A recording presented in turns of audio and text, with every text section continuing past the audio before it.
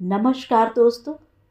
कहानियों की श्रृंखला में आज सुनेंगे सुप्रतिष्ठित वरिष्ठ कथाकार वीणा विज की कहानी मोहभंग। वीणा विज कवित्री, लेखिका व अभिनेत्री हैं।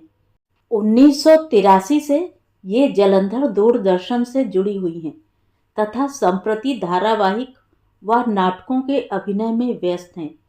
इनकी कविताएं ऑल इंडिया रेडियो से स्वयं उनकी आवाज में प्रसारित होती रहती हैं। कादम्बनी, पंजाब केसरी, अजीत समाचार, समय सुरभि, देवदूत, जगमग दीप ज्योति आदि राष्ट्रीय स्तर की पत्रिकाओं में निरंतर लेखन कर रही हैं। तो आइए सुनते हैं उनकी एक खूबसूरत कहानी मोहभंग। धूप की हल्की तपिश जिस्म को सेंक देने लगी तो नीता की आंख लग गई। सबसे छोटे बेटे प्रवेश की शादी के बाद गिन्नी ने घर की जिम्मेवारी ठीक से ले ली थी। बड़ी बहू अमेरिका की थी। उसे भारत आने का कोई शौक नहीं था। हाँ, मझली यहीं की थी, लेकिन आशीष के कुछ दोस्त ऑस्ट्रेलिया चले गए तो उसने भी वहीं जाने की जिद ठान ली। अच्छी खासी प्रैक्टिस छोड़कर वे भी वहीं बसने चले गए थे। पापा का साथ दिया सबसे छोटे बेटे प्रवेश ने। अंत में गिन्नी जैसी बहू पाकर नीता संतुष्ट थी। अचानक नींद में ही ऐसी खांसी मचली कि नीता को इमरजेंसी में दाखिल कराना पड़ा। दमा बिगड़ने पर जानलेवा बन जाता है। कुछ ऐसे ही हालात बन गए थे। रघु और नीता की जोड़ी लव बर्ड्स के नाम से जानी जाती थी। उनकी आपसी समझ व प्रेम की मिसाल दी जाती थी जानने वालों में। आज रघु की नीता उसके समक्ष बेसुध पड़ी थी। उसकी ओर देख देख कर रघु का दिल डूब रहा था। पिछले 35 वर्षों से दोनों का दिन रात का साथ था।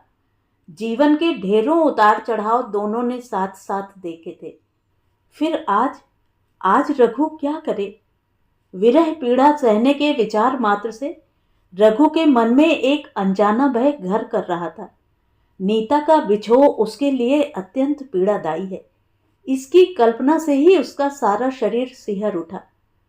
क्या नीता का साथ किसी भी क्षण समाप्त हो जाएगा? रघु को चारों ओर से काले काले साए अपने पर हावी होते दिखने लगे। अपने निराशावादी दृष्टिकोण से घबराकर उसने नीता के पास हो उसका हाथ कसकर पकड़ लिया। यदि सावित्री अपने सत्यवान को मौत के मुंह से वापस ला सकती थी तो क्या वो नहीं? वह बैठा अपलक नीता को निहारता रहा। उसके भीतर के सन्नाटों से रघु को अपने लिए एक पुकार सुनाई दे रही थी जिसे वह अंतहीन दूरी से सुन सकता था। नीता की बंद आंखों में पलकों के नीचे पीड़ा ने डेरा डाल लिया था। जब वह बीच बीच में कराहती तो रघु का सांत्वना व प्यार भरा स्पर्श उसे अपने अंग संग होने का एहसास दिलाता। वह उसे जताता कि वह उसकी पीड़ा भी उसके साथ जी रहा है। नीता बीच बीच में अपने बोझिल पलकों के किवाड़ खोलती तो उनमें छिपे निर्मल जल के कुछ मोती उसकी आंखों की कोर से बाहर ढुलक पड़ते और वह ऐसे मुस्कुरा पड़ती जैसे बारिश के बाद खिली हरी दूब। कुछ नई दवाइयां दी गईं, पर सांस ठीक नहीं चलती थी। दिन रात के लिए ऑक्सीजन लग गई थी। ग्लूकोज भी चढ़ाया जा रहा था। अपना काम काज, खाना पीना, सैर सभी कुछ भूलकर रघु नीता के सिरहाने बैठ गया। नीता की हालत में कोई सुधार नजर नहीं आ रहा था। प्रेम व सेवा से गिन्नी ने सास का मन जीत लिया था। दोनों में बहुत प्यार था, सो वह और प्रवेश भी दुखी थे। मां को देखकर बार बार उनकी आंखें भर आती थीं। प्रवेश ने अमेरिका व ऑस्ट्रेलिया दोनों भाइयों को फोन करके मां के विषय में बताया।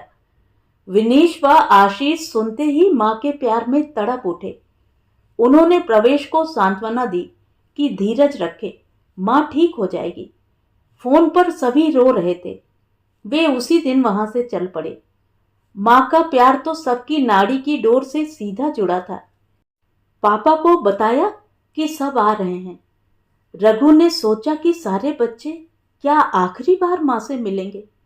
क्या फिर कभी उन्हें उनकी मां नहीं मिलेगी? उससे अपने बच्चों के दुख की कल्पना भी असह्य थी। दुखातिरेक के कारण बिन मां के बच्चों के दुख का वह सोच ही नहीं पा रहा था। बेटी अनन्या परिवार सहित उसी दिन पहुंच गई थी। उसके आंसू थमने का नाम नहीं ले रहे थे। वह हर वक्त पापा के साथ साथ थी। देखने आए कुछ बुजुर्गों ने सलाह दी तो गंगा जल मंगा लिया गया। एक एक बूंद नीता के मुंह में अनन्या डालती रही। अमृतवाणी के पाठ की कैसेट लगा दी गई। अस्पताल देखने आने वालों का तांता बंध गया। दुख की रातें बड़ी लंबी मीलों का सफर तय करती लगती हैं, कांटे नहीं कटती हैं। सो आंखों में सबकी रात कटी। चारों ओर भयानक मौत सा सन्नाटा फैला हुआ था। कोई किसी से बात नहीं कर रहा था। अगले दिन रात को अमेरिका से विनेश व रुहेला दोनों बच्चों के साथ पहुंचे। विनेश मां के पैरों से लिपटकर फूट फूट कर रोया। सभी रो रहे थे। कहीं भी आशा की किरण नहीं दिखाई दे रही थी। आधी रात को आशीष व शुचि भी बेटे के साथ आ पहुंचे। मां की हालत देखकर आशीष मां के मुंह से मुंह जोड़कर रोने व मां को प्यार करने लगा। बच्चों ने मां को सदैव सुंदर व स्मार्ट बने ही देखा था। मां की बेबसी व लाचारी किसी के गले नहीं उतर रही थी। डॉक्टर्स ने तो कह ही दिया था कि जिसे आप बुलाना चाहते हैं बुला लें, बचने की उम्मीद नहीं है। सो प्रवेश ने रोते हुए सब रिश्तेदारों व अपनों को फोन कर दिए थे। वे सब भी पहुंच रहे थे। गिन्नी ने ड्राइंग रूम का फर्नीचर उठवा दिया, दरियां बिछवा दी। सबके बच्चे इकट्ठे होकर धमाचौकड़ी मचा रहे थे। गिन्नी सबको संभाल रही थी। प्रवेश व उसके कुछ दोस्तों ने खाने का व बिस्तरों का इंतजाम अपने जिम्मे ले लिया। आखिरकार इतने लोगों को संभालना भी तो था। पापा, अनन्या व दोनों भाई भी वहीं थे। तीसरी रात आ चली थी। नीता को होश नहीं आया था और डॉक्टर सलाह मशवरा करने पहुंच गए थे। बोले कि बॉडी रिस्पॉन्ड नहीं कर रही है। ईश्वर का जाप चल रहा था। लोगों की भीड़ बढ़ रही थी। किसी ने काले तिल को हाथ लगवाकर दान करवाया तो किसी ने काली साबुत दाल, जिससे प्राण आसानी से निकल जाएं। पर हायरी हमारी सामाजिक एवं दकियानूसी परंपराएं। अभी प्राण जाने का समय नहीं आया तो कैसे? कमरे के बाहर बहुत भीड़ थी। जितना जितना संबंध उतना ही दुख, उतना ही दिखावा। ज्ञात हुआ कि रघु अपनी बीमार पत्नी के पास से उठे ही नहीं सिवाय शौच के। सो एक मत हो सब बोले कि तभी नीता के प्राण अटके पड़े हैं। अब रघु से यह कौन कहे कि कहो जा नीता, मैंने अपने मुंह से तुझे आजाद किया। अजीब हालात हैं कि मातम पुरसी के लिए सब तैयार खड़े हैं, परंतु मातम नहीं हो रहा। जिस मौत से सब भय खाते हैं उसी का बेहद बेचैनी से हर पल इंतजार हो रहा है। क्या पता किस पल? दिखावे के लिए हर कोई वहीं ठहरना चाहता था। वहीं कुछ कमरे भी ले लिए गए। कोई वहीं सोया, कोई घर गया। हालत न सुधरने पर स्पेशलिस्ट की टीम आई। उन्होंने बताया कि एक नई दवा आई है, यदि आप लिख कर दें तो आजमाया जा सकता है। रघु ने एक पल की देर किए बिना आशा की इस किरण को अपने भाग्य का एक इशारा समझा और हामी भर दी। उसे लगा आकाश से देवगण उसकी पुकार सुनकर एकत्र होकर अमृत लेकर आए हैं। आगे जैसी हरी इच्छा। दवाई मंगवाकर दी गई। सबको घर जाकर इत्मीनान से सोने को कह दिया गया। रघु व अनन्या वहीं ठहरे। बच्चे हालात से बेखबर घर में मस्ती कर रहे थे। जमीन पर बिछे गद्दों की उठापटक में लगे थे। अपने मम्मी पापा को आया देखकर सबने बाहर खाना खाने की फरमाइश की। दौड़ पड़ी कारें फास्ट फूड के लिए। खाने के बाद सहज भाव से आशीष बिल चुकाने लगा तो उसकी पत्नी शुचि ने कोहनी मारकर उसे मना कर दिया। उसी क्षण प्रवेश ने बिल चुकाया। उसने मझली भाभी को इशारा करते देख लिया था। शुचि की यह हरकत उसके अंतस को जख्मी कर गई। खैर, बात को तूल देने का यह उचित समय नहीं था, इसलिए वह चुप रहा। विनेश की पत्नी रुहेला ने पति से कहा कि फलों के एक दो टोकरे मंगवा लो। इकट्ठे बच्चे कभी भी खाने को मांगते हैं। सुनते ही शुचि बोली, चुप बैठी रहो भाभी, प्रवेश और गिन्नी से कहो क्या लाना है। पिताजी कमाते हैं, अभी उनकी कमाई पर सब बच्चों का हक है। यहाँ इंडिया आकर घर में भी हम क्यों पैसे खर्च करें। रुहेमा यह सुनकर चुप बैठ गई। नौकर रामू पानी देने आ रहा था, उसने यह सारी बात सुनी। रसोई में वापस आकर वो धम्म से जमीन पर बैठकर रो पड़ा कि माँ जी अस्पताल में मौत से जूझ रही हैं, इतना ढेर सारा पैसा खर्च हो रहा है। ये औलादें, छी छी, मदद करने की अपेक्षा क्यों आए हैं ये सब मात्र औपचारिकता निभाने या फिर अपने अपने हिस्से का खर्चा करवाने। इससे अधिक वह सोच नहीं सका। उसके कानों में बहू जी की कर्कश आवाज सुनाई दी, रामू बच्चों के लिए मिल्क शेक बना लाओ। तभी टन टन टन फोन की घंटी बजी। अनन्या थी फोन पर, जोर जोर से रोए जा रही थी। गिन्नी ने फोन उठाया, वो भी रोने लगी। उसी पैर सब अस्पताल के लिए भागे। वहां पंडित जी गीता के 8वें अध्याय का पाठ कर रहे थे। रघु ने नीता का हाथ कसकर मुट्ठी में थामा हुआ था। बाकी सब जोर जोर से हिचकियां लेकर रो रहे थे, मानो मृत शरीर को अभी नीचे उतार देंगे यदि रघु हाथ छोड़ेंगे तो। अचानक विनीश ने देखा कि मां के पैर का अंगूठा हिला। झट वह मां के कान के पास जाकर बोला, मम्मा मम्मा आंखें खोलो, देखो हम सब आए हैं। वह कभी मां का माथा चूमता, कभी कंधे हिलाता। जार जार रो रहा था वह दीवाना सा। और सब क्या देखते हैं कि मां की आंखों से आंसू बह निकले।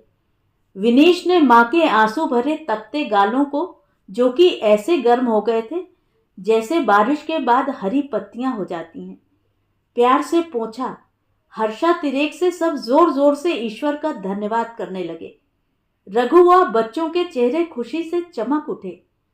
मां के प्राण संचार हो रहे हैं देखकर प्रवेश डॉक्टर के पास भागा, लेकिन फिर वही हालत। बाहर बैठे रिश्तेदार फिर आपस में कानाफूसी करने लगे। रघु नीता को छोड़ नहीं रहा, तभी प्राण जा जाकर वापस आ रहे हैं। इसका मोह भंग होना आवश्यक है, इसने उसे प्रेम पाश में बांधा हुआ है। भाई इस कलयुग में कहीं सावित्री की तरह सत्यवान को मौत के मुंह से वापस लाया जा सकता है। प्रत्यक्ष जाकर रघु से कहने की हिम्मत कोई नहीं कर सका। विधि के विधान में भला कौन हस्तक्षेप कर सकता है। बड़ी बेसब्री से सब होने का तमाशा देख रहे थे। उधर बच्चों ने देखा कि पापा की आंखों से अविरल अश्रु धाराएं बह रही हैं। वे एकटक मां को देखे जा रहे थे। पास खड़ी दोनों बुआ भी पापा की हालत पर विलक विलक कर रो रही थी। चौथा दिन हो गया था, रघु को अपनी सुधि नहीं थी। न जाने आंखों ने आंखों को क्या मोक्ष संदेश दिया कि मृत प्राय नीता की पलकों में स्पंदन हुआ, जिसे रघु और अनन्या ने एक साथ नोटिस किया। आश्चर्य व हर्ष से दोनों ने एक दूसरे को पकड़ लिया। हजारों उम्मीदों के चिराग उनके भीतर जगमगा उठे। डॉक्टर्स की टीम आ गई। वे आशान्वित हो उठे, फटाफट इंजेक्शंस दिए। इधर सभी नीता को देखने दौड़े। नीता ने आंखें खोलकर अपने चारों ओर देखा। यह देख डॉक्टर्स खुशी से बोले कि इनका शरीर मृत था। नई दवा ने असर तो दिखाया ही है, लेकिन आप सबके प्रेम, प्रार्थना व सेवा ने इन्हें पुनः जीवन दिया है। यह तो करिश्मा हो गया है। अभी इन्हें कुछ दिन और अस्पताल में रखना पड़ेगा। वैसे अब ये खतरे से बाहर हैं। सबका मुंह मीठा कराया गया। घर में फर्नीचर पुनः सजा दिया गया। खुशी की रोशनी जगमगा उठी। रिश्तेदार भी वापस जाने लगे थे, मानो किसी काम को अंजाम तक पहुंचाने आए थे, परंतु नाकामयाब होकर मायूस लौट रहे थे। रामू सुन रहा था, हम यूं ही ये ढेर सारे कपड़े लाए, अगली बार पता नहीं आना हो पाएगा भी कि नहीं। पापा और बच्चे सबके चेहरे चमक उठे थे। परदेसी बेटों के जाने का समय आ गया था। रघु को इंतजार था कि दोनों बेटे उसे पैसे पकड़ाएंगे। आखिर डॉलरों में कमाते हैं।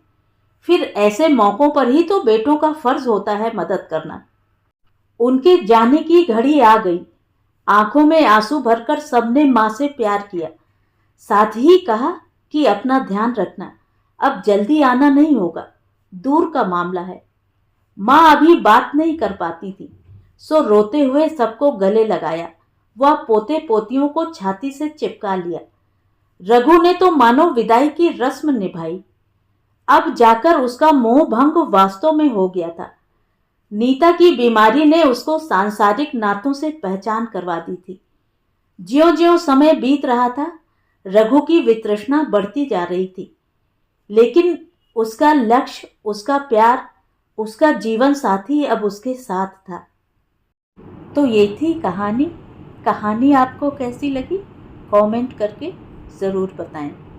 और अगर मेरे द्वारा सुनाई हुई कहानियाँ आपको अच्छी लगती हैं और आप मेरे चैनल पर पहली बार आए हैं तो चैनल को सब्सक्राइब ज़रूर करें, लाइक करें और अपने दोस्तों और परिचितों में शेयर भी करें। बेल आइकन दबाना बिल्कुल भी ना भूलें। धन्यवाद।